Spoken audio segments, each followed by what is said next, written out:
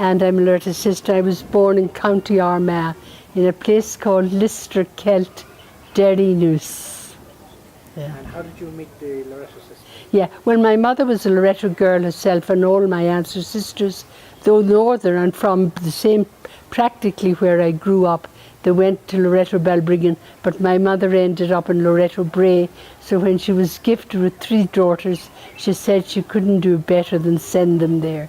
So despite being a northerner, I went south for my education. And how many were in your family? I'm the second eldest of 11. And did you say you have brothers who are priests? Yes, I have 2, but my father dropped dead when I was 16. By that time I had already lost a baby brother I never saw because he was born when I was at boarding school. So my mother had the challenging task of bringing up 10 children between 17 and 3. So, yes. And then two of my brothers, yes, I'm blessed to have. One is already with God. One was a pastor's missionary, spent most of his life in Botswana, and my other brother is a Cistercian, well known in the north of Ireland, in the Portlaoise Monastery. He's the abbot from his 36th year, and he'll finish when he's just 75, but he'll finish in 77 now, yeah. As a matter of interest, did you ever hear of a Bishop Murphy in Botswana? Very much so, because you see, his nieces he has family, there are Loreto sisters in South Africa related to Bishop Murphy. Yeah. Because my best friend is married to his niece. Isn't it extraordinary, the interconnectedness of life? I'm living in London, but I'm trying to get more information about him in Botswana. Yeah, no, he was wonderful. He was the founding passionist. Yeah. And I mean, that was a bleak, I mean, but the privilege of being there, desert, like, my brother, like himself, lived in the heart. They're beautiful men, not many men, beautiful men there, a small country, and they've got very much into the culture and the click language. Yeah, yeah. And you say Bishop Murphy had sisters? No, Bishop Murphy had either nieces. The accuracy I know, but for certainly he had connections in Loreto, South Africa. Yeah, absolutely. That's a piece I wasn't expecting. Yeah. So then you went to Bray, and then you entered the novitiate. Yeah. I joined Loreto in 1958. Yes. In Rathfarnham. In Rathfarnham. How long were you in Rathfarnham? I was 3 years in the novitiate, and during that time I met these women coming from Kenya. There was the missionary year. When was the missionary year come up? There was a big missionary year in 60-61 when I was a student. I was sent to do a science degree in Merrion Square in those days. So I lived in 77, and these sisters came home from Kenya full of enthusiasm and joy. I must have been around 63 because it was just with independence, and they felt a new country was being born, and new opportunities for the church were opening up. So you're a UCD graduate? Yes. In what year did you? I graduated in 64, and my diploma in 1970. Yeah. And you graduated in science? I graduated in sciences, yeah. Did you know Tony Scott? I better say no, but I better also say, I better tell you the full truth. Science was not my passion. I was an honours student in English and French, but in those days you needed a companion for science, and the sister who was to be the companion didn't have the Latin, and I had, of course, the Latin and the languages, so I was invited on another journey.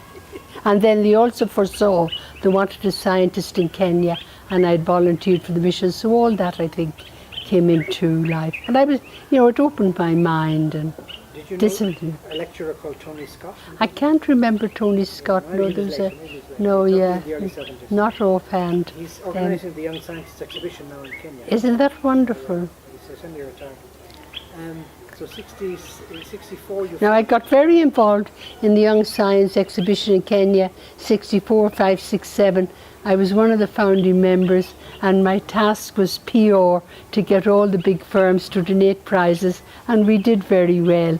And we really had, there were very wonderful lay people, from passionate about science and education, and we worked very well together. In the 60s? That would be between 65 and 69 or 70. Because now they're coming back now with the big new... Yeah, a whole new, the Irish Embassy is sponsoring a whole new venture. As you saw, I met your Mr. D'Souza. But that was our little effort to help scientists display their little work, meet at schools. It was a very good event for them in many ways, and creative. And so from 52 to 66 you were in Dublin? From, absolutely, yes. All the time in Rathfarnham? And from Loreto Bray. My Loreto Bray life went up until 1968. I joined Loreto Rathfarnham in the Novitiate. Then 68 to 71. I'm gone wrong now. I'm a decade out of sync. I apologise. No, from 58 to 61, I was in 58. 61. I was in the novitiate, but then 61 to 64, I was in the Science College, and in November the 1st, 64, I arrived on this compound. And where were you at living midnight. When you were in Science? In the Science, those days we had to live in Loreto Hall 77, which was recently sold, and then we walked down to Marion every day. Yeah. 77, St. Stephen's Green, near the Foreign Affairs and near the University Church. Yeah. And then you came here in 64, with a lot of enthusiasm. By plane or by boat? Yeah, imagine, we were the second group to come by plane.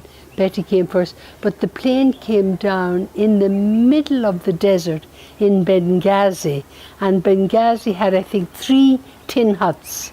And we had to get out, and we were in the Sahara Desert.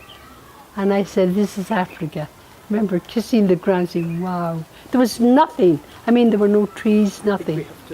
Right, thank you. Yes, good. Bless you and keep. Bray and Armagh, and then 64. So you came here in 1964. Yes. Did you know any of the early people?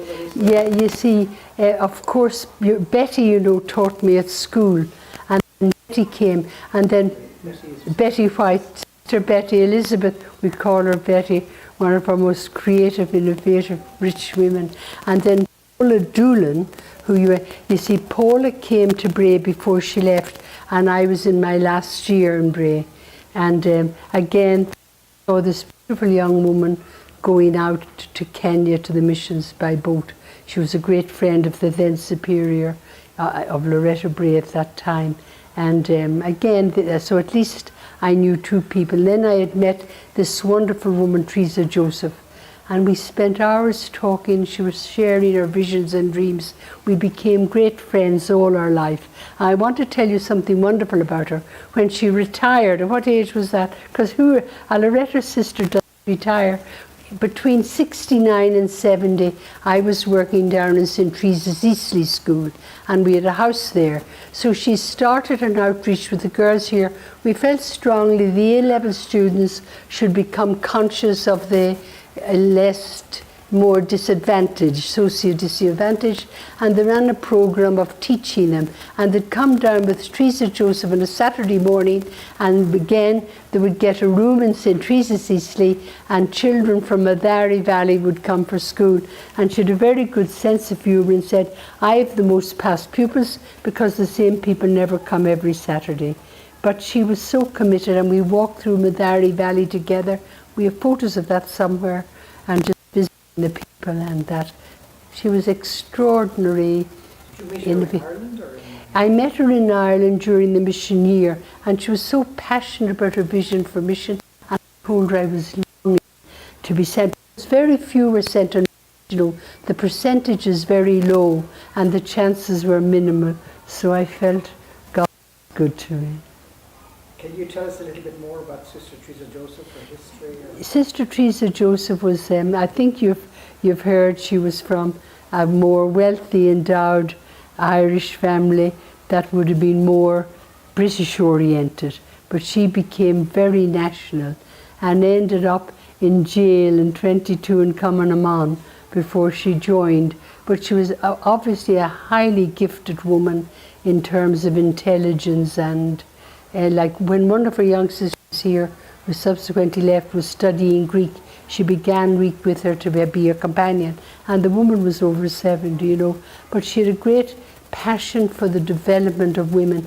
And, you know, people may think it was easy. It wasn't. When I came here in '64, you see, there was Alliance girls had A levels for the Africans, and Musingari, of course, had A levels, and basically it was a white school up until '64.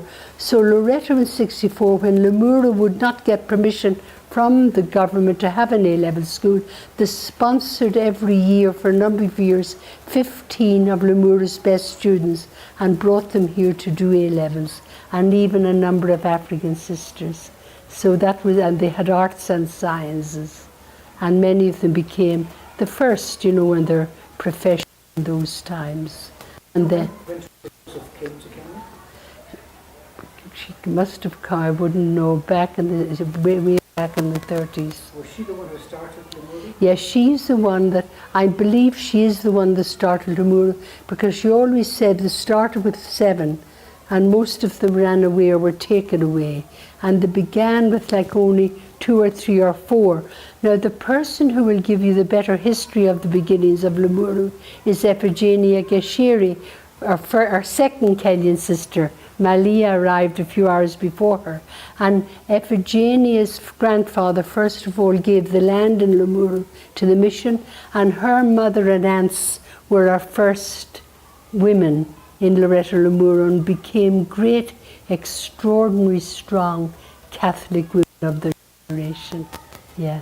And you said the girls ran away. Do you know where See, but yes, because to marry and to be married off, I mean, it was it was a whole new concept of girls boarding and getting formal education and so on.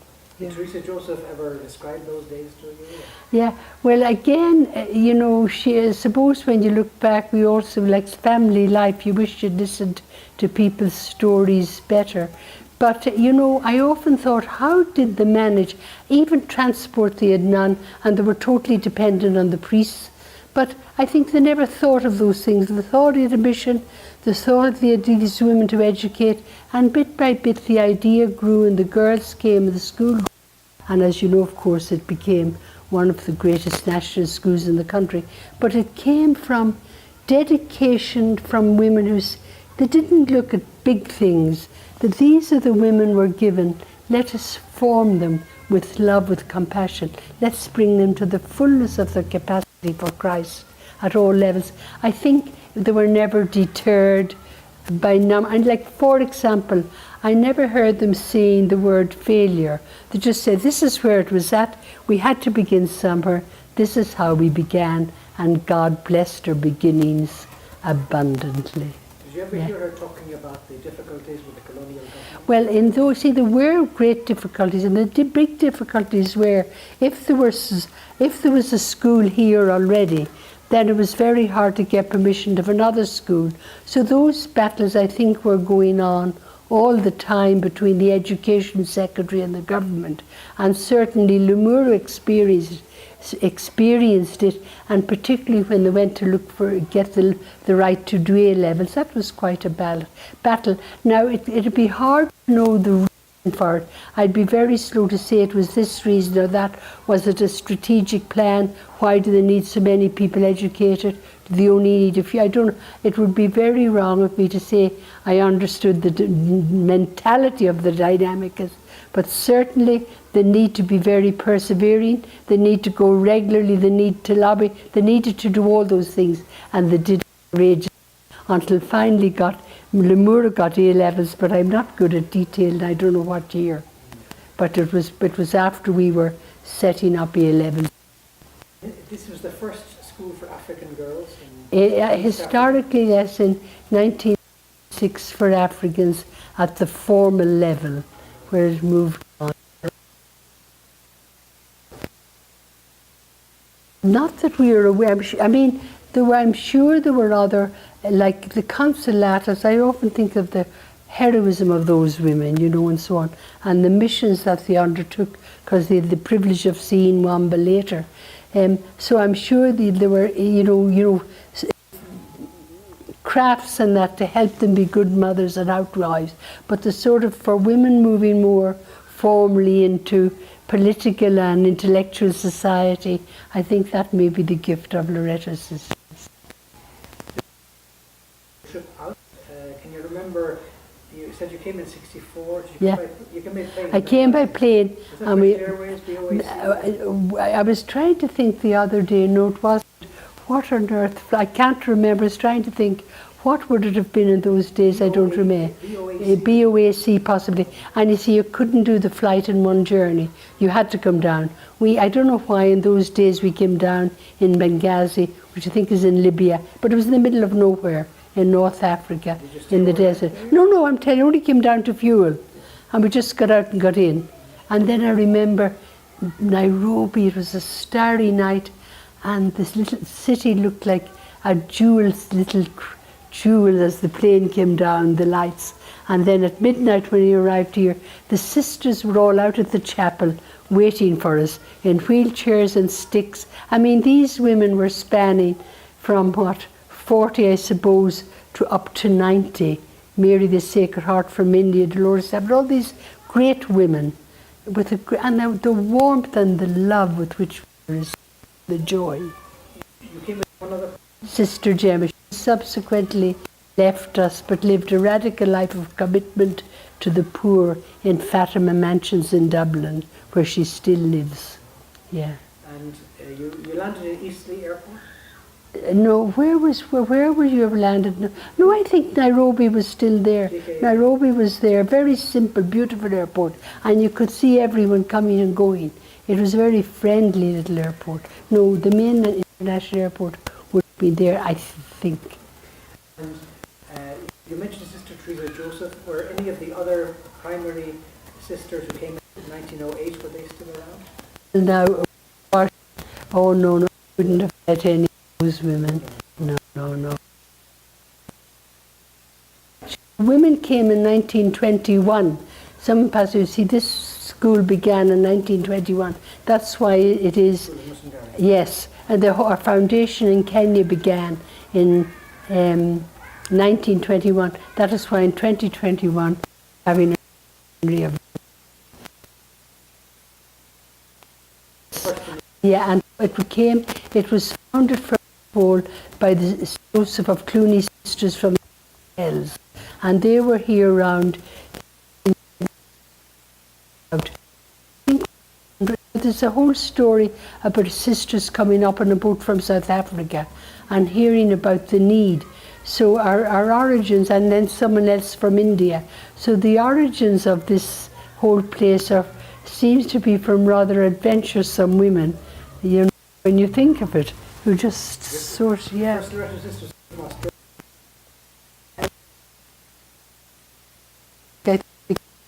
Also. So from 1908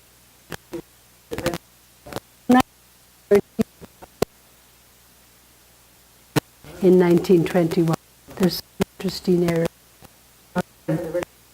From the very beginning, this was the school that began.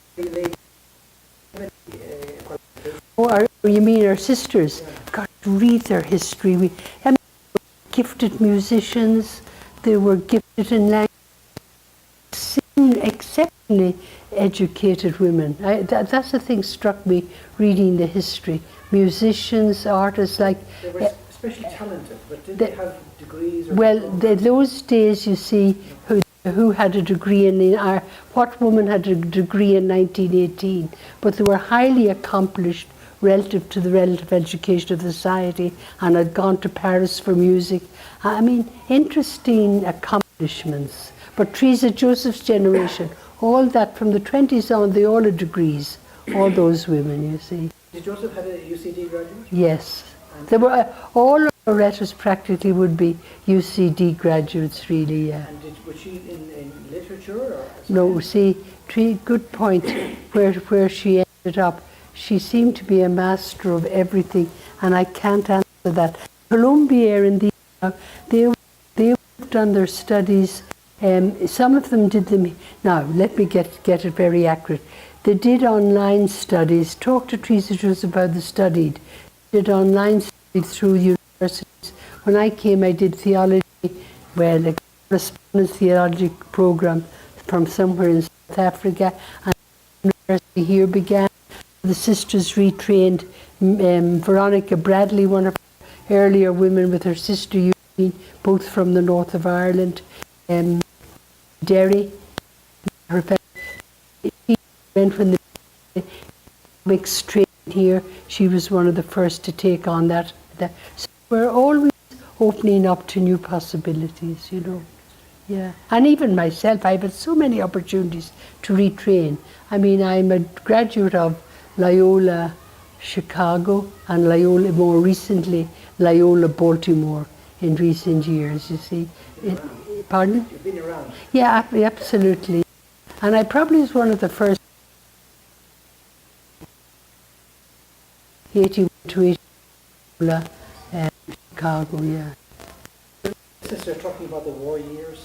Yes, of course, levels. First of all, the war, and probably Philippine and these remember that better, where I actually saw Lumba where they went to Lumbwa, and the gift of the war years, it's not exactly our most aesthetic building, but the building which we call St. Sleep, that was built for the women during the war, by Gary here, the Lumbwa. Yeah. Lumbwa is the part of Kenya, and it's in Kipsigis country, where they relocated during the war to a farmhouse and a very lovely environment. Now the Cistercians had a wonderful monastery in Lumba, but in 2007 they had to vacate it and go back. And Kipsigis country in Kericho area. Very lovely. Sister. In those days, I often thought, never seen any fear. I've often thought about it. I've never heard anyone say they even thought of being afraid or running away or not staying with the situation. And I suppose the two more vulnerable points would have been Limuru and Kiambu. And I remember particularly in Kiambu, they told me they actually slept with guns under their pillows in those days. Now, I never heard that they had to use them, but they stayed with it. And I remember, if you talk to some of our past pupils like Catherine Correa, like when they would be coming, you know, to school in Limuru, they were often very frisks off trains and challenged, and it must have been very tense and difficult times, you know. And we had a commitment to both parts of the community, you know. The girls in Limuru, you say they ran away, but then little by little they must have come back. No? And another group began slowly coming up, means extraordinary. And these women became strong, focused women relative to the age. And of course, politically, it was very advantageous to be educated because Kenya was getting independence, all these new possibilities. You see, it's good you move your hands. It's really expressive. There we go.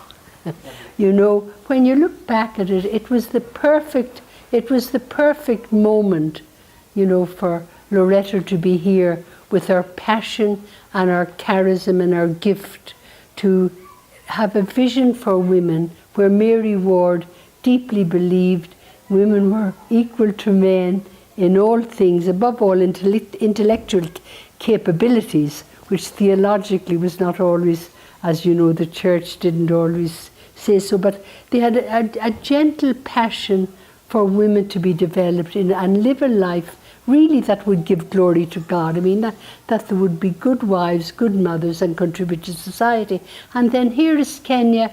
I can remember the feeling of excitement and joy and energy. It was, you know, 64, 5, 6, 7. There was hope. There was energy, like all these young people getting educated, feeling free, feeling possibilities, and of course there weren't the crisis of unemployment that we have today. if you were a graduate or any level of education, you had got a very good job and subsequently got opportunity for very good scholarships overseas. And I often thought about this. I think statistically, if one had the statistics, the Kenyan women that came through here or through Limuru and got scholarships overseas, I think we formed them so well that they survived a very foreign system and did very, very well and integrated, and they were able to handle cultural diversity. And because I think they had their own inner worth, I hope Loreto finally, that's our gift to people, that they feel that they are cherished and valued because they are made by God and for God. And hopefully our education system enhances and empowers that respect for the individual and inner dignity. And that's my belief, yeah. You arrived in '64, just after independence. What about the transition from white school to black? Well, I had the privilege, I always seemed to be the person in between. And there were little issues. There were inevitably, it was a racist society because, you see, we had the Goan community in East Lee, the Asians and the Catholic Goans in East Lee. We had the Africans in Limuru and the whites from different countries in Musingari, Mombasa and Valley Road. But I have to give credit to the women here when we began to take in Africans, how they formed the girls to say, this is a new reality. We have to live together. And Sally Rowland, and you may hear them talk about her, she was her head girl. And she became a Carmelite sister. And she's now in Dysart in Scotland. But she was the head girl, and they say part of her personality really facilitated the first day for these young women to come from a very different background into this environment. And there were tensions, but there were great friendships, bond, and there were which Kenya could benefit from today, because I'm in touch with a number of my own past pupils, and it's lovely to see their multi-ethnic friendships that still hold, because there was a spirit, there was a creativity, there was a reverence. And I think that pays tribute to our education. Now, of course, the problem was not with the young people, basically. Some parents had problems, and then bit by bit withdrew them. And then the other, you see, up until then, there were very few schools, but then the whole international system, German schools came up, Swedish schools, French schools, all those came later. And all these other multiple private schools like Banda, new names, so many of them, that came up to deal with the English system. And there's where we made a decision that we would go and stick with the Kenyan system. So we gave up A-levels. Now, for myself as a system, I think it was a great loss, but I think as a political statement, we took our identity with the Kenyan people. The girls, the first African girls who came to Musangari. You were in Musangari? Yeah. There was a year, they were here a year before me. Okay. Yeah. They must have been girls of great courage. Absolutely. I mean, first of all, they were all from Limuru. So they had got, you see, they were chosen. Now, these are the ones that came for A-levels. But then the other families that come here, their parents began to send them. And but I think, looking back, when I talked to them, I don't think they were that aware. It was a new system, a new country, everyone going together. The school had a rhythm, the school had a system, the school had a way of caring. So I think that was to their advantage, yeah. Can you remember stories from Limuru, like when they did the Cambridge exam? Oh yeah, I remember one interesting one that Columbia, you think they've gotten, that, there were, of course the integrity of Loreto sisters is very high, and also their care of the student. And in those days, you see, they had I think the post to them, I think everything in those days would have gone by sea mail. So, And therefore, if anything ever got lost, they actually duplicated them and kept the duplicate of their exams. So should anything happen, they would record. Now, I consider that exceptionally insightful and far-seeing and caring of the person to a very high degree. Yeah. So they were taking the precaution in case the ship went Exactly, went down and if anything happened, you know, or the post didn't come or it was lost or so many as it was. Yes. So when you came here in '64, you were teaching Muslim Dad? I was teaching here from '64 to '73, yes. And I was also very involved in games, in tennis and hockey. So did you train hockey also? Well, Sister Hyacinth was the famous hockey idol, but I certainly played with great gusto and trained and enjoyed, and tennis, yeah, in my youth. How many years did you? Just here from '64 to '73, and from '73 I would have been headmistress of the school. Yes. And how long were you headmistress? Only for the 3 years. Then I moved. I was very privileged. I had this passion always to learn language, to get more involved and more connected to ordinary people.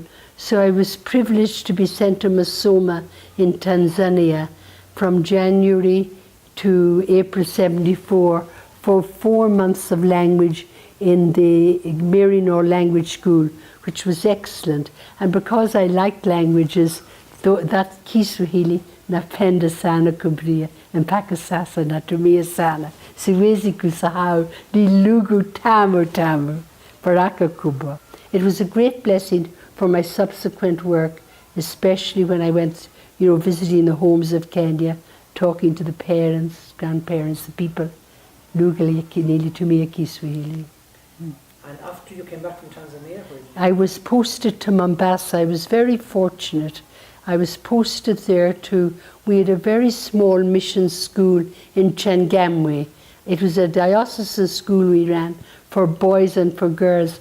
And I often look back and think that they were nearly as old as I am, because in those days some of these young people began primary school maybe 12 or 13. So now they're in secondary school 20 to 24 or 5. But there's something I got very involved in young Christian students formation. And because I felt that there was a need for deeper Christian formation, and a very big active group of us began this. YCS became a very strong movement. Most schools had chaplains, and we began these workshops at weekends because we felt we needed a deepening and a more reflective way of looking at being a follower of Christ and really giving good catechesis and good formation. And how long were you in Mombasa? I was in Mombasa just for 3 years. And just a lovely thing happened. There's a centre in Kanamai, and again I said I should have done my homework to see who ran it. It was one of the other churches. But this man was very good to us. See, we were all young. There was a Spanish sister missionary of Africa, Father Martin Keane, a great Holy Ghost, Father Paddy Rowe, who's still out in Tangaza, myself, and we gave nearly every weekend to these formation workshops. But in Kanamai, they took us from a Friday evening until a Sunday at 4 o'clock, and I think they charged us 15 shillings a person. He just sponsored us because he saw our vision to help these young men and women get some deeper sense of Christian morality and a Christian way of life. So how did you manage the heat of Mombasa? Oh, I imagine because I was so passionate about the people, I never worried about it. I have some very funny stories. Talk about God's word inspiring you. Member Tayari, do you know Mombasa? Member Tayari is the centre of Mombasa where every matatu, and they sell all the maize cobs, sell all the fruit, and they probably have all the flies of Mombasa also there.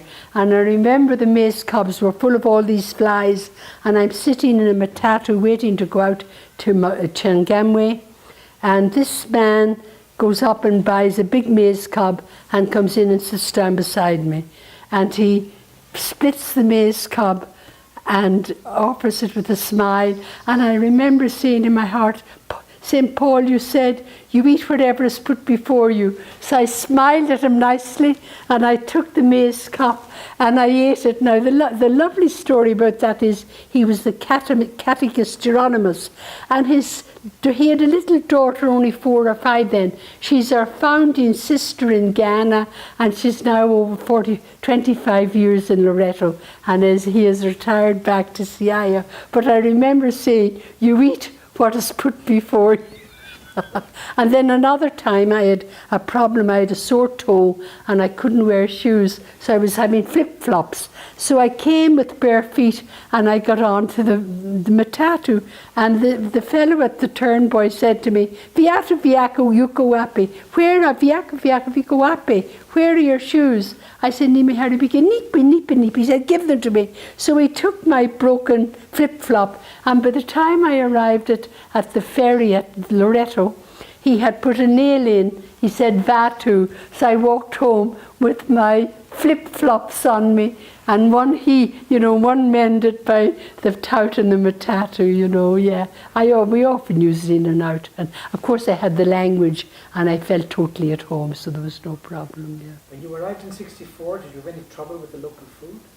No, I'm a universal person. I think by background temperament, I'm open. I think I like new possibilities. So rally was no problem. no, and I better not be very gentle and say how blessed God was to me, because in subsequent years I lived all over the country. I never knew where I'd eat what is put before me, from my Nandi milk to whatever, and I could take everything, thank God. Yeah. Was there anything you found difficult to adjust to in Kenya? Yeah, I don't know. My biggest difficulty was loneliness, personally. I had a lot of deaths in my family prior to coming. My father, my grandfather, the sister I loved at school. My brother was just drowned just before I left, and he was only 10, my youngest brother. So I realized I actually cried at night, but I never told anyone. And I began to see, how could I feel so lonely when I felt so passionate about being a missionary? So I wrote to my mistress of novices and said, no, I've made a mistake.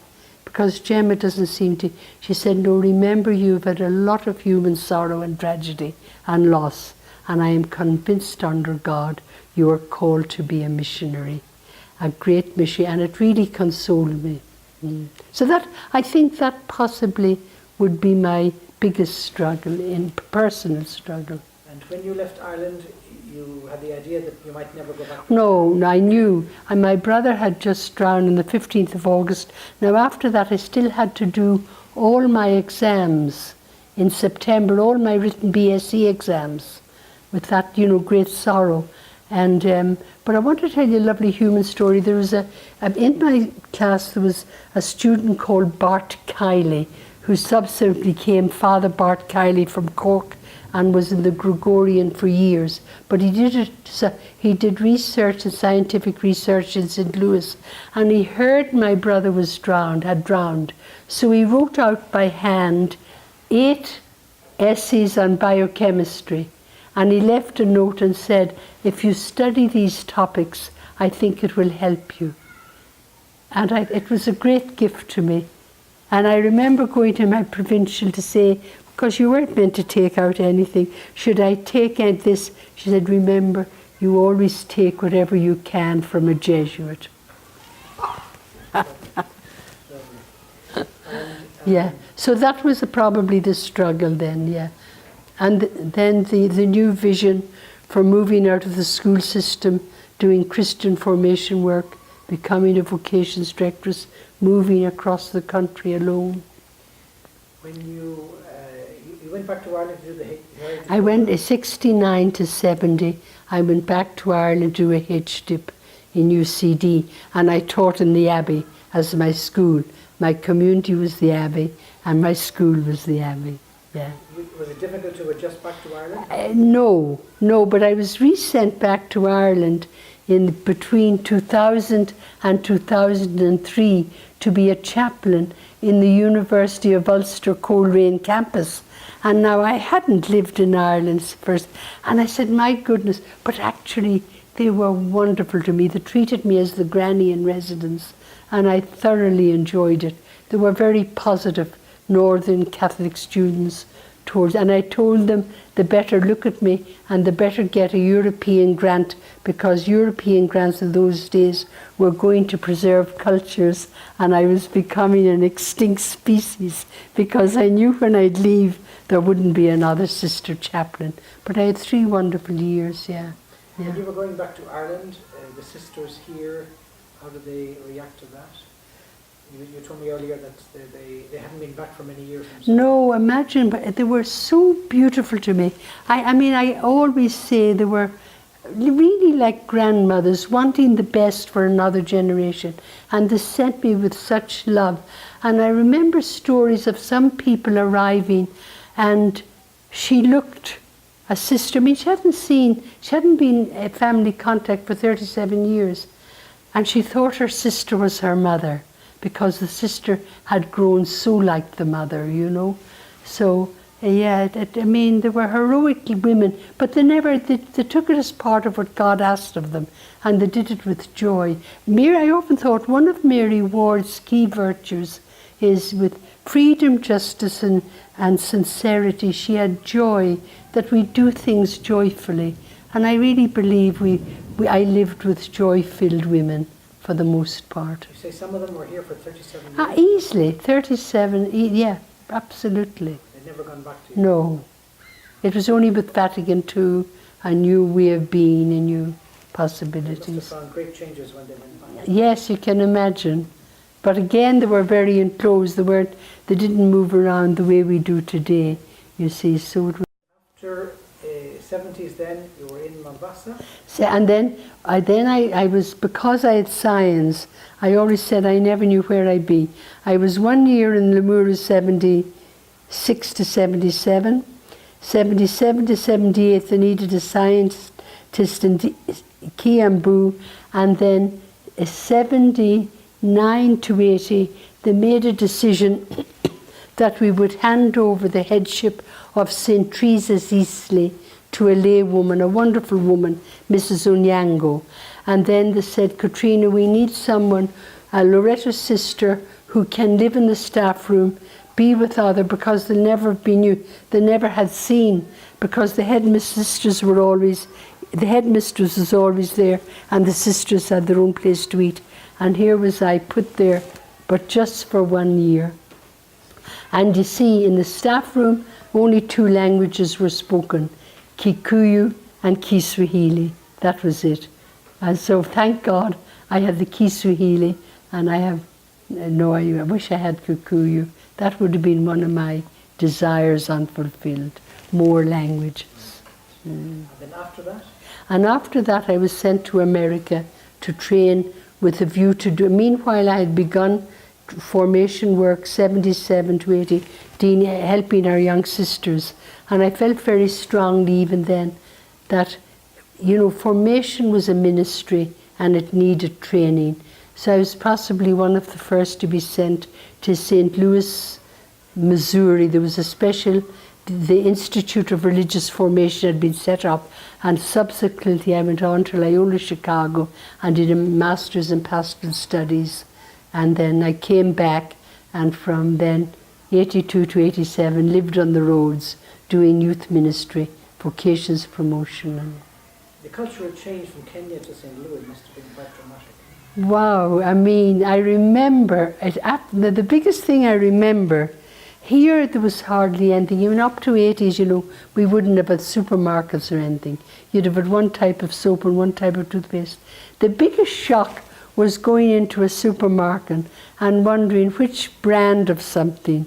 It was this overpowering choice, I suppose, yeah.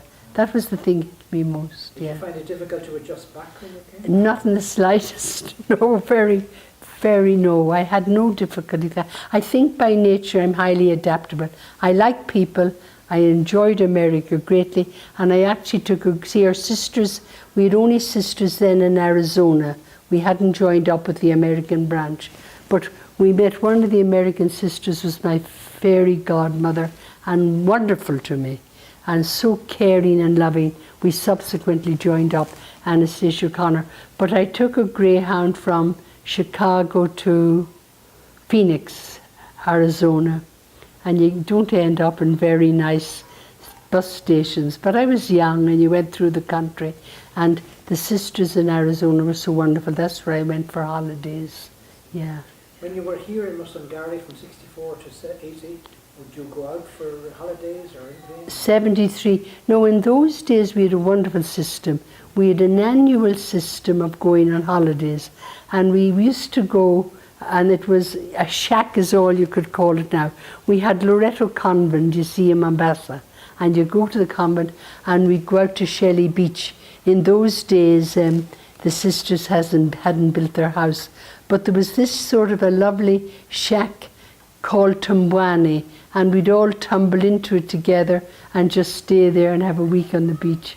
And I learned to snorkel, and I learned to see the beauty of the ocean. You know, walk out to the reef, get in and see the infinity of the beauty of sea life in the pools. Now, as well as that, because of my biology, they set up a wonderful week in Watamu to do research on all the cowrie shells and all the shells and life of the ocean. And I was thinking of this the other day, one of my first big losses. I had collected maybe 50 different cowrie shell species. I knew them all, and they were also very beautifully, seashells are beautiful, extraordinarily beautiful. I think you wouldn't even get them today. I think it has been so destroyed, you wouldn't get them. And I had them on a table in the laboratory, labelled and everything, and I came down one morning, they were all gone. And I remember feeling it, and I never got, and of course you're not allowed to take them now. And then I'll tell you another, I haven't sea legs, never had. So we went out on the Zanzibar fishery trip to do tuna fishing. But I was hardly on the boat when I got really ill, so I spent my life in a bunk. And when we came back to shore though, we had caught two of the most beautiful tuna. I didn't realise how big tuna fish were. So we had these wonderful experiences of learning biology hands-on. Yeah, it was very privileged. And the scientists were a very group of, they were all professional people and lovely, lovely people, mainly educated from England. But then I also, in Makerere now, I had wonderful experiences there. They had the most wonderful university. And I went up in the late 60s to summer school, like in the month of August for 3 weeks, to study genetics and Drosophila flies. And I remember again in my innocence taking back a lovely jar of just Drosophila flies, but between Kampala and the journey here, and I think going through the cold highlands of Kenya, the flies died, so I actually could never continue working. But I had very wonderful memories of my trips to Kampala and the level of education, you know. Did you ever have any trouble with malaria? Yes. Once I said, Kwaharini, I really thought I was gone. I think I must have had a touch of cerebral malaria, 1985. I had been in Kisumu region, and I came back very, very ill. It also was, I think, a big women's conference here, and I had to speak at the conference. I just got through it. And I remember feeling really ill and saying to the sisters, goodbye, I love you, being dramatic me. And I went out totally, but thank God I came back. I was in Nairobi hospital for about 5 days. Yeah, but I never got, well, I'm very careful. From that on, if I'm traveling at all now to a malaria area, I take the dawa. Yeah. You mentioned that from 82 to 87, more or less, you were doing vocational promotion and Christian formation work, and you see, there weren't telephones in those days, and I used to write letters to missions to say I'd arrived. Of course, they never picked up the post.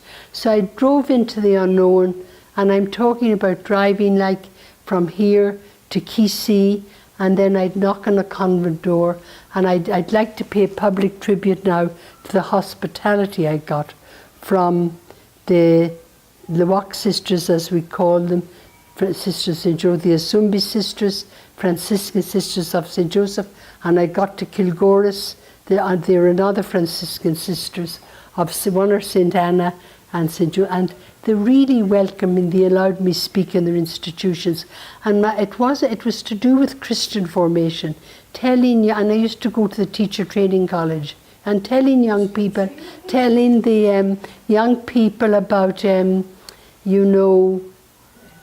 Looking for Sister Caitriona, is she here? She's there, but she's talking at the moment. All right, I'll see you later. Okay. You know, I'd have to pay public tribute to the gracious hospitality and to being allowed to speak in their institutions, because there wouldn't have been much pre-planning, you know, and even for the many priests who helped me. And then, you know, I did something like 30,000 kilometers a year, and I never had to change a tire. And I remember, like, when I was up in Luanda, that would be in Magori, South Nyanza, torrential rains came. And there wasn't much electricity in those days. So I'd be coming through these little villages with gas, you know, lights. And I'd say, where am I? I'm trying to get to Requaro. And it was true. It said, just in Bailey, keep going, keep going. And I can remember when I arrived, I'd never been there at the mission. Now this was run by the men, so they were giving me hospitality. I stepped out and the water was up to here. And, you know, so I was adventurous is the best way to put it, you know. And you were driving alone? Alone, absolutely. And you know, in those days it was safe. But I remember one small thing. I was going up the new Cabarack Road down into the Kerrio Valley, and I saw a man with a big fimbo, and I knew he must be walking miles, and I stopped. And I had a nice new Nissan car, and he got in. But the point of a stick, I remember, cut a bit of the thing in the roof, and I laughed and I said to God, the person is more important than the car. Remember your value system. Yeah, no, yeah, and then another time, you know, I went to Marilal. No, that came later.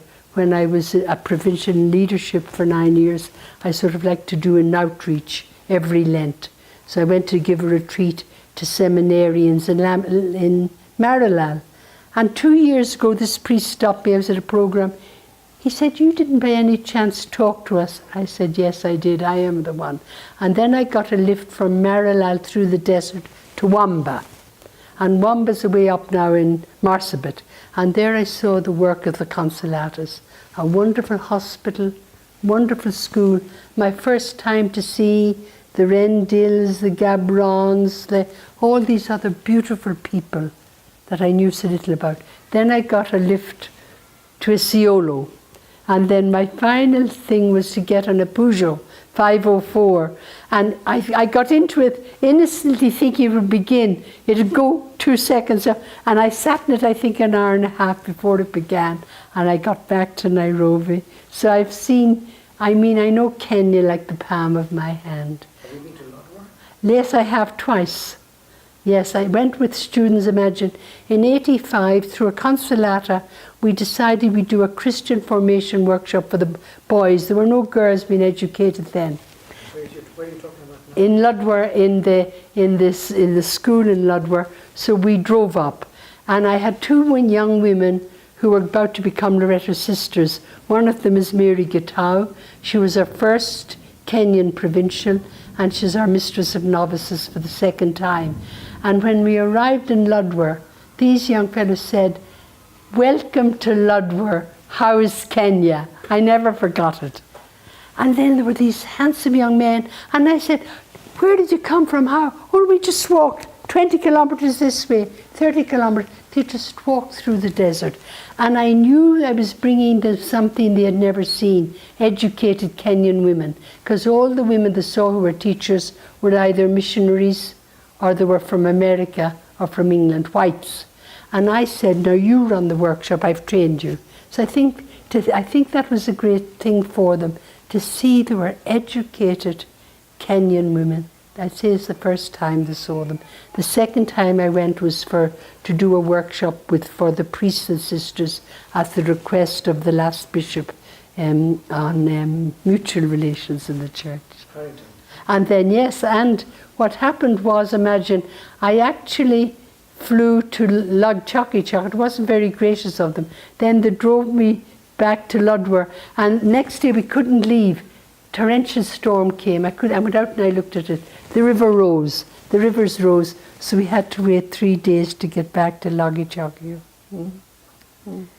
After this vocational experience, late 80s then, what did you do? Oh yeah, but I just want to say about that, the one thing about that experience is I was gifted to get into different cultures and, you know, and eat foods, whatever's put before me, and see the variety and richness of our ethnicity. That was very privileged, you know.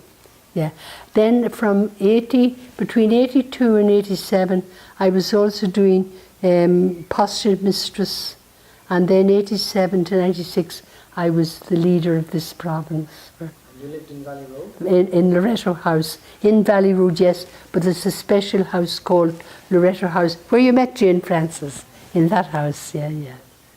And you must have seen how Loreto had grown. Oh no, and the biggest thing, of course, is, I mean, here we are.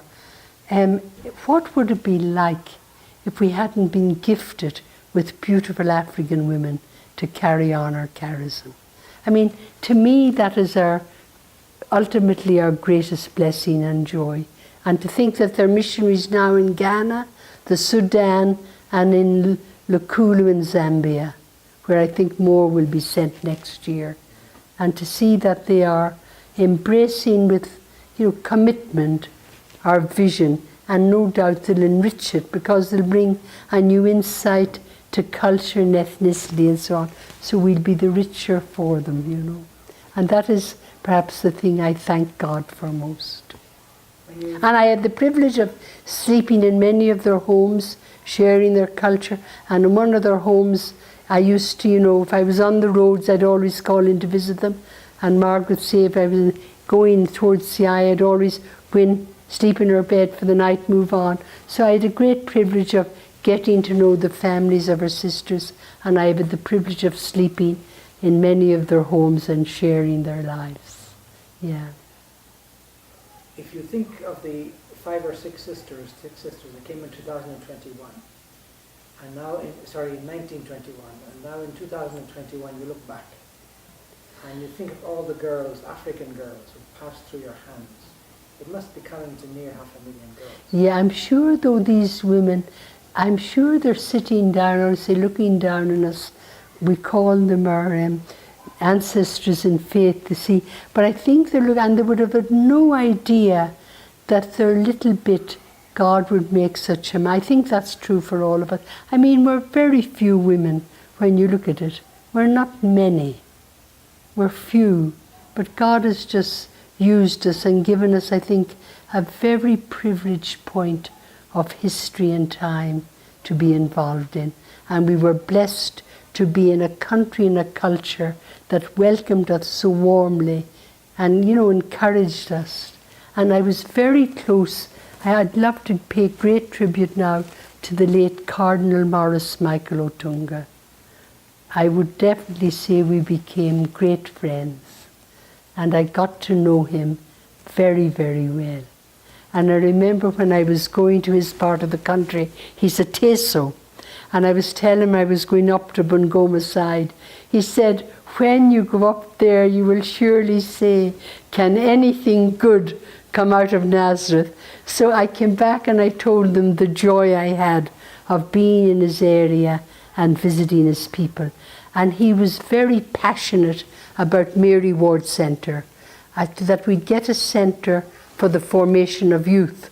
And Father Francis Gashunga was the secretary then.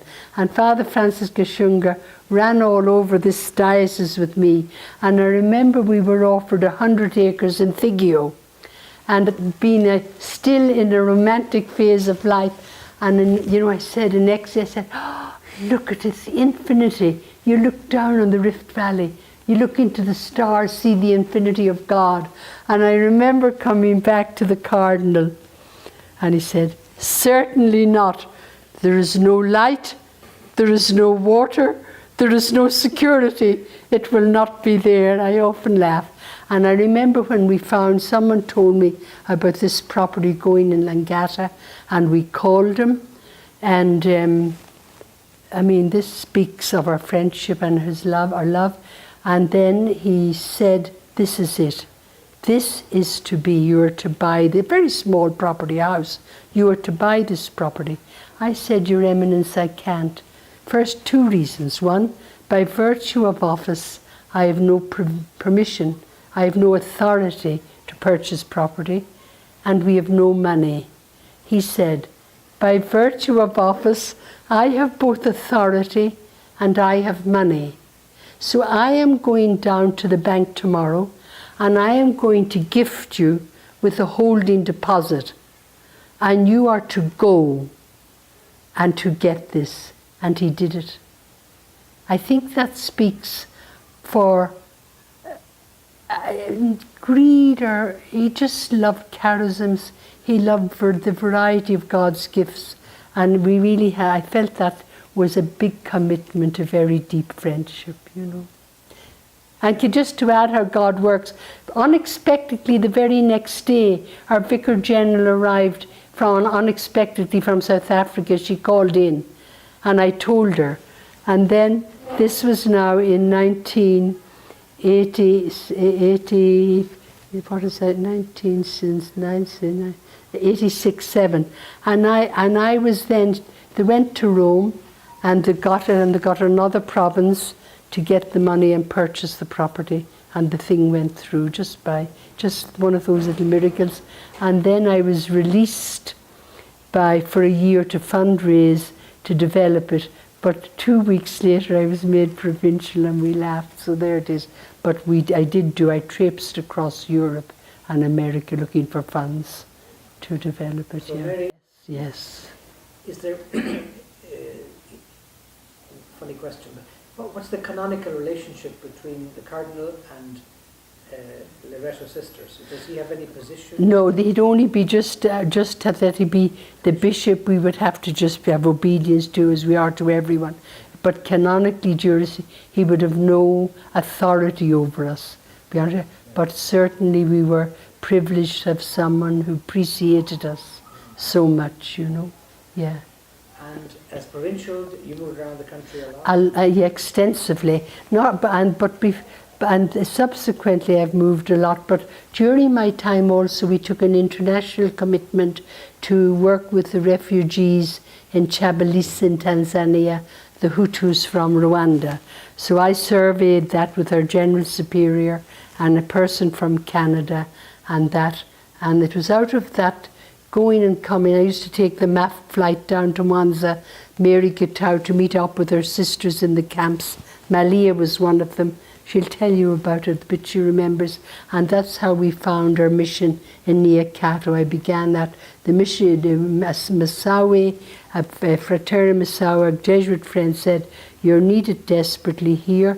The mission, what do you call them? We call the missionaries of Africa. The White Fathers had a mission. They wanted a girls' school, and I just began the first conversation with that, and then Mary Owens took it over and developed it and founded it. Yeah. Mary Owens succeeded you? Yes, yes. And so that school is still going on? Oh, not going on. It is thriving. It has over 170 for A-levels every year. It's an extraordinary, and it reflects, Jane Francis is the founding sister, and it reflects, I think that's the great joy, that we have women passionate about our charism, and we may probably even do it better than we did. But the passion and dedication is there. It would be worth visiting, yeah. Are the Hutu refugees still there? Now, the Hutus then subsequently went back, and during that time, though I was in leadership, I was brought in myself to Rwanda for a very painful mission through Father Kerekezi. Father Kerekezi was the rector of Akima, and he was a Rwandese. He would have been a Tutsi. And he brought me in after the genocide to work with the traumatized religious. And I spent 2 weeks going round listening to these horrific stories of pain and betrayal and just death and destruction. And I remember sitting with them in their house in Kigali, and the These are not religious. Tito. Yeah, these are the Jesuits. You know, the Jesuits, we have no Loretos. Just they brought me in to work with all the religious there. But I remember one of them, Tito, sitting, he said, look, hit that. And he said, hit it harder. Now he said, that is what our hearts are. Our hearts have turned to stone. We have had so much loss, so much family destruction, we can never really feel again. I remember some of them would have lost 20 members of their families and different. So I went right up to, and I could look across to Lake Kobo over to the Congo and see the Congo the other side. But that was a rather traumatic mission, you know. Wangari Maathai, did you ever meet Wangari? Not now, obviously. I met her simply because Columbia Kelly and I are great friends. You know, Columbia was very good to me when I was young, and I owe her a lot. And we lived together in Loreto House, and she used to come everywhere with me. I used to call her my wisdom figure, because she was then in her 70s, enjoyed the journeys, enjoyed the meetings. So we travelled. So at any of her functions, I met Wangari Maathai many times, really. Yeah, but Nuala would have had probably deeper encounters with her. I would have only social, gracious. Would you say she's the most celebrated or famous alumnus? Well, I would think because I'm getting, of course, the Nobel Prize that she is, and also that she genuinely suffered deeply and went to prison even for what she believed in. I remember us all going down to visit her when she was lobbying to save Uhuru Park. Like, you have to give her a woman of phenomenal courage, great courage. And then I had the privilege of bringing Columbia. We went, Nuala. Now I think she was in a coma, Nuala thinks she was. So we were with her and prayed with her the night she died. In Nairobi Hospital. Just in an ordinary, one of the ordinary wards, not in the North Wing or anything spectacular, just the ordinary wards. And we got in and we were with her. And we took Columbia down. Was she married? Oh yes, she was. But you see, in those days, that is the big cultural dilemma. Given the culture where women are naturally under men and men are we were having a cultural paradigm, significant paradigm shift. And she tells you herself, her husband didn't want her to be a professor, didn't want her to do these things. So she separated from him. But he came to her at the end and was with her in her terminal days. And her children are gifted and across the world. She was a professor?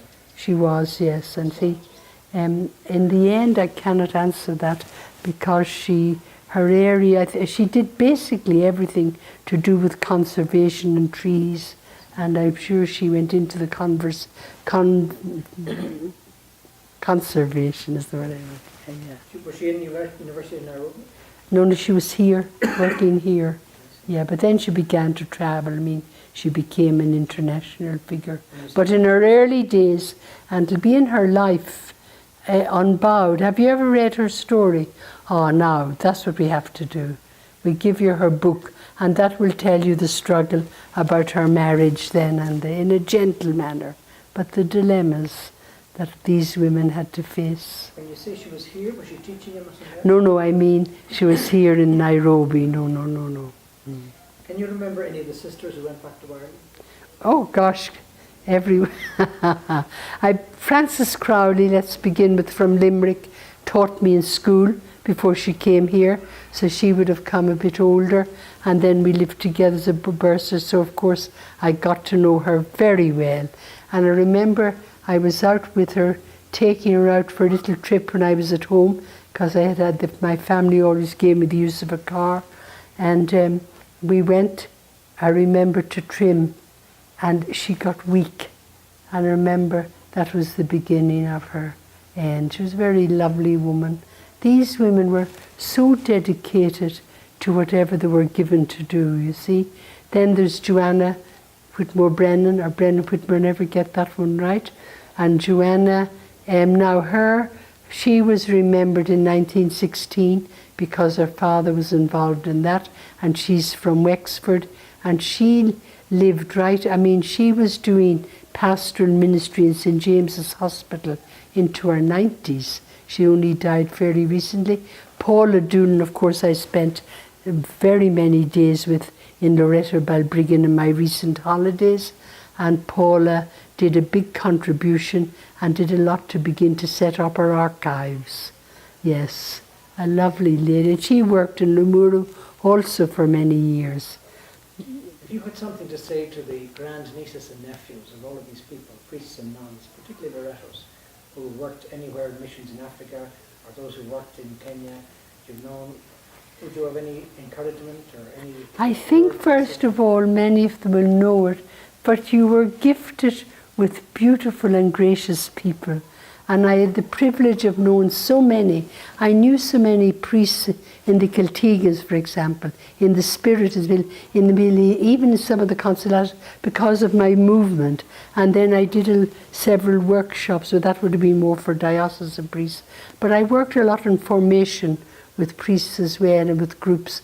So I would say, you know, you are blessed to have such beautiful people in your heritage, women, men and women of faith, of courage and of love, who loved their families but felt that God called them to love another people. I always say we were called to love our families by birth and another people by faith. See, we were privileged to grow in two cultures and to be loved and love many different people, yeah. So they have a wonderful treasure, and it'd be lovely to go back and get their, especially those still alive, to get their stories before they move on, or like me, get things a bit muddled and get too old to tell it. When you look at the Irish diaspora of all those decades, and all the Irish people who came here, built schools, hospitals, all sorts of things, in some ways they built countries, they built civilizations. From the point of view of Irish history, would you have any comment on that?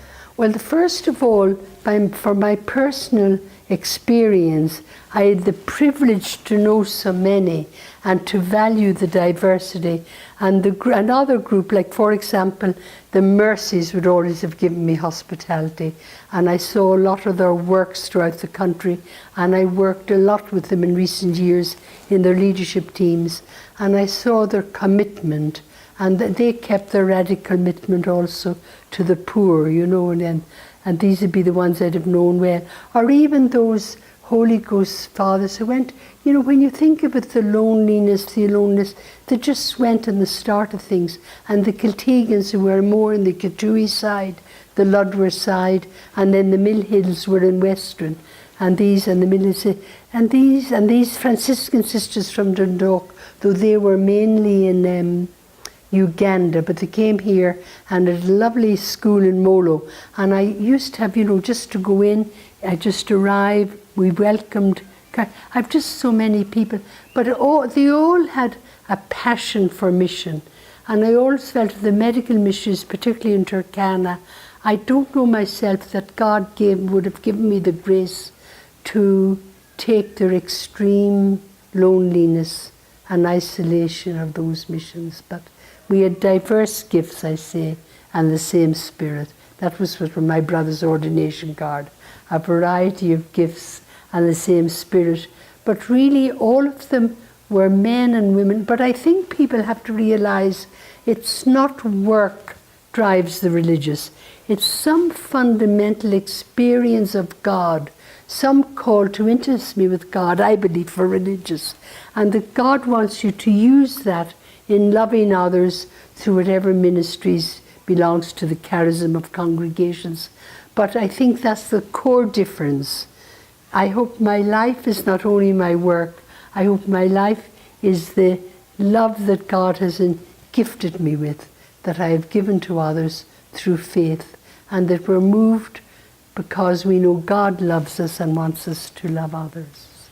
When you've seen and experienced the Irish contribution in Kenya and the Catholic Church's contribution in Kenya, does that help you to understand more how the early missionaries who came from France and other places to Ireland the 17th. Ah, lovely. I often thought, that's a very good point, because I visited a French priest who's meant to have been a great saint, a Rosminian, and they've relocated him in a little, beautiful little shrine in Omeath on the Carlingford Peninsula. And he was in Dublin at a time of great, when great poverty and pain, and he was known as the saint of the poor. And unfortunately, I can't remember his name, but I can find it. And I just thought again, what love they had. And I'm not saying maybe they were welcome, because I think every culture wants eventually to take responsibility for itself. But there is no doubt these people came with genuine love for the people to whom they were sent. It wasn't to be loved, it wasn't to be accepted, it wasn't to be acknowledged, but it was to complete the mission entrusted them by Christ. And I think it's the same passion that Luke talks about today. I thought of poor Paul being deserted by everyone. But the answer is yes. And God willing, that will keep going on. Our sisters now moving out to the Sudan, moving to Ghana, moving to Zambia, that they will go just focusing on the mission entrusted to them and believe that God alone will give the increase. But they'll do it from this, belief that it's how God wants them to express their love on the human journey. In 2021, Loreto will celebrate their centennial here. But the Irish centennial 100 years ago was celebrated by a commitment to start a mission in Kenya. Is that right? Or South Africa? Sister Frances, James Francis told me that after 100 years in Ireland, that's why they started the missions. I don't know where she got that idea. No, I don't know. No, Mary Ward, no. Teresa Ball, you see, from the beginning, going back to Teresa Ball, I often think of her as one of the most heroic women. Bishops came arriving from India, bishops came from Australia, bishops came from Canada, and she asked for volunteers.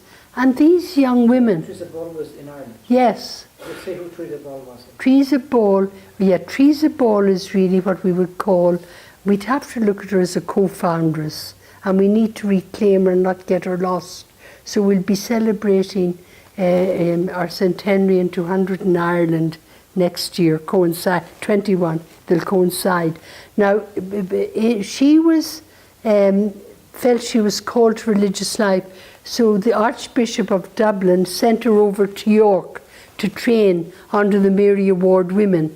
So by some mystery, she got the original constitutions, the original rule. And they said, no, we can't help you with anything, but we will form you. And this small group of women came back and set up all, Abbey Dalkey, Loreto Abbey, the group. Think in our lifetime, Balbriggan and so much. But even from the very beginning, priests came from India, Canada. The story of our Irish missionaries, our early missionaries, is heartbreaking. What year are we talking about? We're going back now to 1840, 50, 60, 70, way back. These women left forever, and they went with love. And in Canada, the bishop died. There was TB. Looking into the history, it was a very painful time. Think of them arriving in India in serge clothes in Calcutta. When you think of it, how they persevered. The habits, war. I think of the heat and everything. God bless us. But when you think of their story, or even the women that went to Australia, that pioneered so much for the education of women, became icons of development for women. So it's extraordinary that somehow that charism is in her. They must have been courageous and heroic women, and they also had the idea they must keep their independence, and therefore they often gave up things. So they had a few little not such gracious encounters with bishops, but they kept their independence in terms of governance with genuine respect for law and all that, and we owe them a lot for that, you see. Looking at the contribution of the Catholic Church in Africa and in Kenya. The Catholic Church owns 30 hospitals in Kenya alone and schools all over the continent. Any comment on the influence of the social doctrine of the Catholic Church at a global level? Oh, no, I think, you see, let me be perfectly honest. I think that was one of the reasons I thought of Mary Ward Centre. You see, it's the work is evident, the love is evident, but the formation of minds, I think, needs to be more consciously engaged in.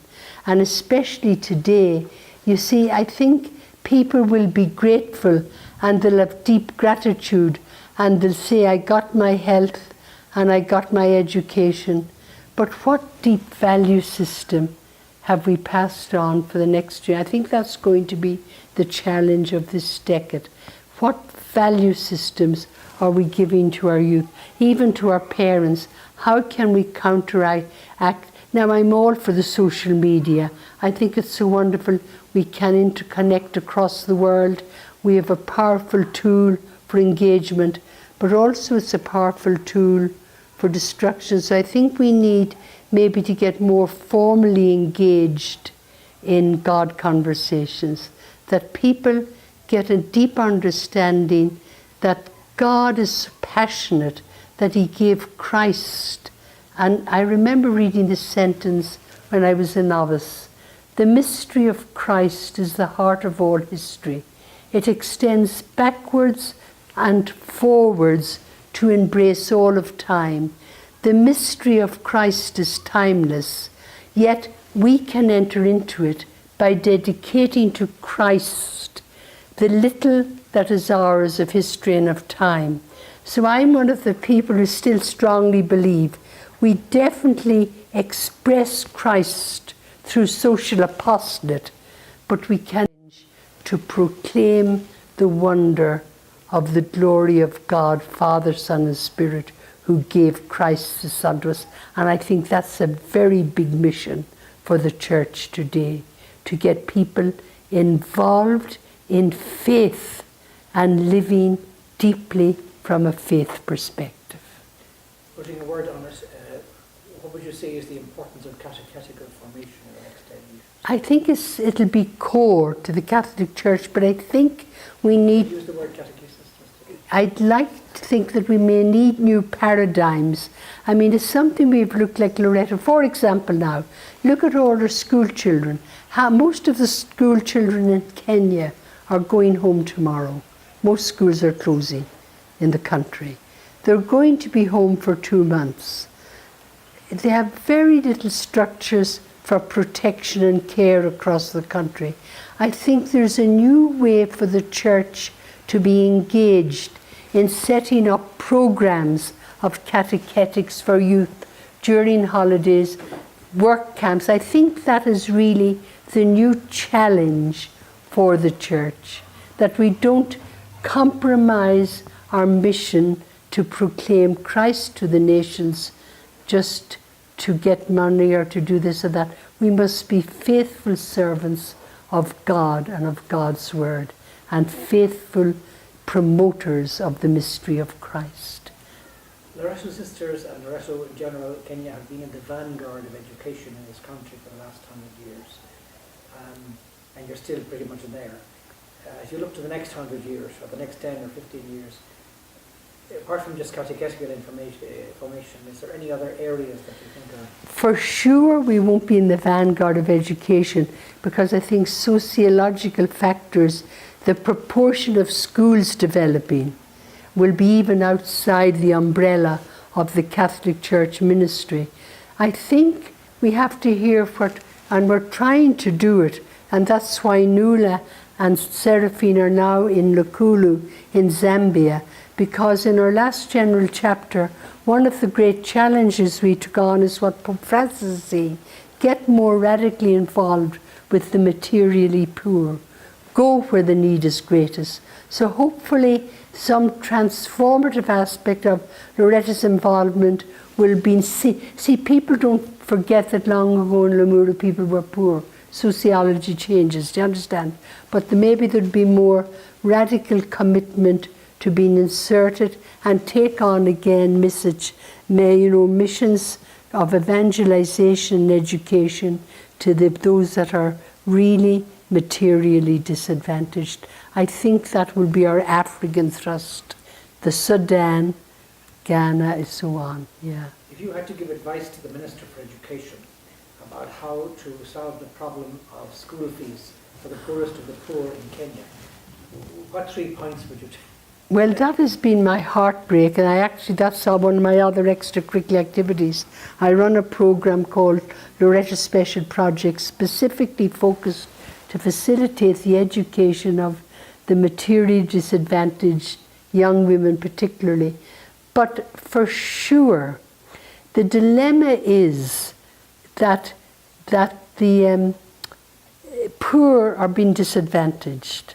You see, in Limuru long ago, the schools were poor, but the dilemma is the rich are getting the privileged places in the schools. So there may need to be a whole grading that there used to be long ago in the North of Ireland, a socio-economic grading, and maybe what would you call it, a fee scale, because the dilemma is the rich have the connections, they get the good schools, they get the private schools, and then they take up the public places in the national schools when they can easily afford the alternative system. If you were to put into a few words the greatest achievement of Loreto as an institution in Kenya in the last 100 years, could you say in a few sentences what that might be? I also openly see, I think it's a very difficult question, because by what value system do we measure, success? From what paradigm? But I suppose the biggest thing is that we have faithful women who were faithful to the mission of education, who tried to run institutions that were based on Christian values, who ensured that these values were lived in the institution and were taught. Now, whether people imbibe them, I always say, God won't ask me, did they believe you? God will say, did they tell you about me? So maybe their fidelity to the mission of an education based on freedom, justice, integrity, and joy, with the belief that every human person has the right to develop the potential to their maximum. Could you put in a few sentences the influence of Mary Ward in your life? Yeah, for sure. Perhaps even more recently, as I look at that woman, because as I study her life at deeper level, I think it touches into what I said. The core aspect of Mary Ward's life at first was that she felt deeply called to give her heart to God. And she was given 3 potential husbands, or was it 4? And one of them even said she was attracted to. And even the priests of the time were supporting her parents, because the vision was what England needed most of the time was solid Catholic families to produce Catholic. And she felt, no, God wanted this other thing.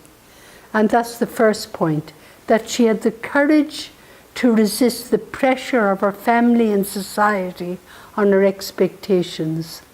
And that she became a contemplative in the Poor Clares, was an out sister. And then she had this call from God that God wanted some other thing, a new way of being woman in the church. And she really suffered for that, but she believed it. And I believe something of that lives on in all of us. Because for sure, I was talking to one of our young novices this morning, and I said, by the way, where do you come from? And then when I knew the part of the country, I said, oh, I've been there many times. I said, when you go home now, you look for companions on the journey. And she said, it's not easy. They don't like women without veils. There's a concrete example. Many do not like us because they put the superficial structure before the core.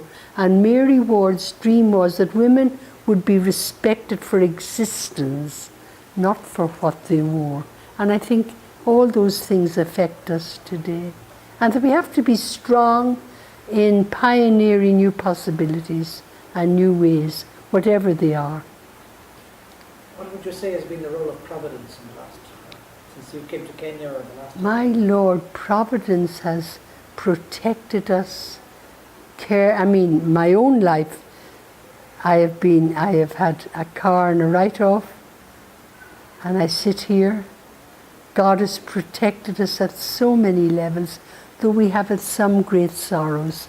One was, there was a terrible train accident in Kenya on the 30th of January 1993.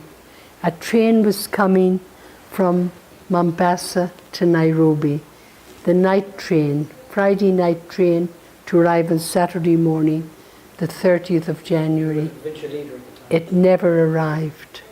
Now what happened was we had a big meeting for our 21 or 23 juniors in Mary Ward. They were coming for that meeting, and then, the communication was very poor. And we got this sense something had happened, and we heard about a train accident. And finally, we got word about 11, there was a train accident, and our sisters were in it. So I set out with a Father Martin coffee and a driver, some blankets and flasks, and set out to look for the train, because I knew it was somewhere between Kibwezi and Voi, and Matito and Deo, and I knew the area reasonably well. So we set out, and we got to that wonderful Hindu temple on the way in Makindu, and they said, don't go any further, we'll look after you, we'll care for you. We said, no, we must keep going, I know there's a mission. So finally we found the mission, but it was late at night, and the priests weren't there, so I remember lay under the stars, because it was a beautiful starry night again. The rains had gone, and I remember saying to God, we had dreams for Rosemary and Lucy, but we could not give them the vision of God. They're yours, and I really give them. And on the way down I could see, I told Father Martin, I said, I see it. I see the bridge broken. I said, I see the train in the river, and I see our sisters are caught in the river. So that night the priests came back. They had been working to help.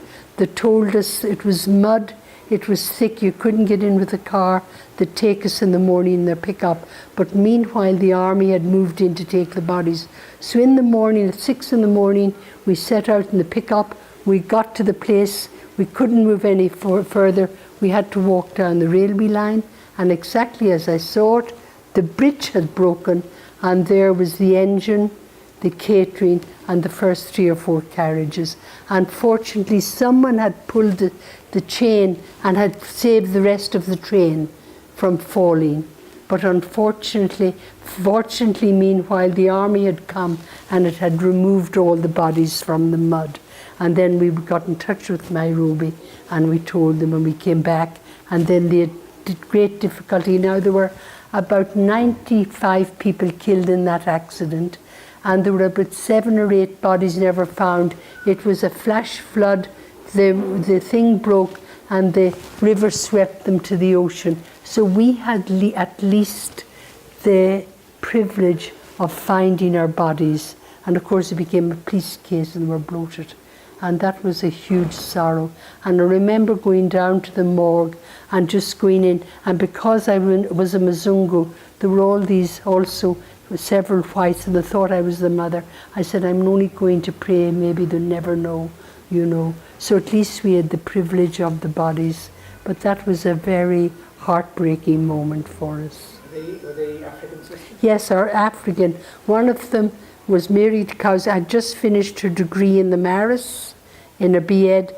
The other, Lucy, had just been professed and was sent to Mombasa. And she was a mature woman. She was a teacher before she joined us, and we already had seen in her dreams that she could be a formator. They were young and beautiful women. One hardly a month professed, the other only 3 years. They buried in Msingari here in our cemetery. I mean, to think then, and this is what Philippine and Colombe say, they're over 90 and these women young. That's the mystery of Providence one has to embrace with great faith. And then we had another lovely novice, killed on the road in an accident at the top of the road. Imora may have told you about that in her time of formation. Yeah. How many novices do you have now? At this moment, we have just one sister being prepared for final vows, and we have 7 first-year novices, and then we probably will have 4 or 5 young women becoming novices next month. For the one that goes, we'll please God get 4 or 5 more. How many? But our novices all have to be 3rd level trained before they joined us, or at least out working for a minimum of 1 or 2 years after Form 4. And how many Loreto sisters are there in Kenya now? Now that's a 100% question, but I think a good African woman never counts her children, so we must be around 70 now. But the bulk of them, we're down to 7 Irish missionaries now, 8. So we must have 60 Africans, yes, because of course we have Kenyan, a bulk are Kenyan, of course. We have some Tanzanian, Ugandan, and we have a first one Ethiopian. And we have a Congolese at the moment, hopefully coming to the noviceship next month. In the Kenyan province, it embraces Tanzania. Ghana, yeah. Do you have any other Loreto sisters besides Ghana in West Africa? No, only in Ghana. Only one community, a heroic community, 4 women. And is there just one Kenyan sister in Ghana? No, a community of 4 or 5, yeah. It started from here. Yes. And do they have a school? Or? A wonderful school again, that it has grown extraordinarily, like Tanzania, extraordinary dedicated women. And they're 50. No, imagine I was to go, then I got ill, so I doubt if I'll get there now. It wasn't in God's plans for me, but in my dreams. Yeah, but I've been in many countries. After being provincial between 2004 and 2010, I had another level of life. Like I worked for programs across Africa with religious men and women from Ethiopia, Zambia, Nigeria, Malawi. So you've seen the church really I have been really seeing a cross-section, a very privileged sort of sense of the difficult, especially people in Ethiopia, the challenge of being Catholic in Ethiopia today. Very, very difficult. more than Sudan. Yeah, different type of challenge, very difficult. Very difficult. Yeah. Are there any questions that I haven't asked you? That I'm sure there are hundreds. But isn't it a privilege to be a missionary? And isn't it a grace and blessing? Yeah. Wonderful. I No know. more questions. Thank you very much. I'm sure this is hope. I mean, God save us all.